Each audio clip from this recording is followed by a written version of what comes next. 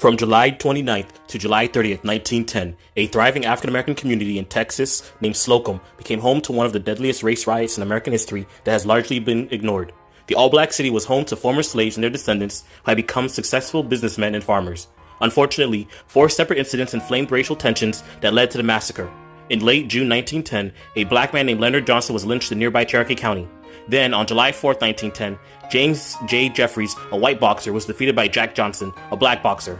Then later in the month, there was an argument over a debt between Marsh Hawley, a black businessman, and James Redden Alford, a disabled white farmer, with Alford saying that Hawley threatened him. The final straw came when a white road construction foreman put an African-American man named Abe Wilson in charge of a white work crew tasked with roadway maintenance. A white farmer named Jim Spurger became enraged, thinking that blacks had become too uppity and were threatening white supremacy. He convinced whites that blacks were planning a rebellion and that they should strike first before they were attacked by the blacks. The violence began on July 29th when 6 white men confronted a group of black teenagers. Most of the teenagers escaped, but one was murdered by the mob. Encouraged by Black Death, the mob soon ballooned from the original 6 to more than 200 white men that proceeded to raid Slocum, burning down properties and killing any black person they encountered.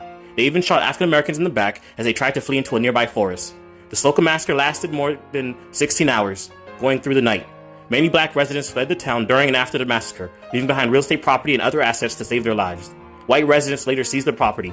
For instance, Jack Hawley, a formerly enslaved man, lost his dairy, granary, general store, and 700 acres of land to white residents after he and his family fled the city. While Anderson County investigators put the death toll at 6, white newspapers estimated that 22 black people had been killed, but black newspapers put the death toll at 40.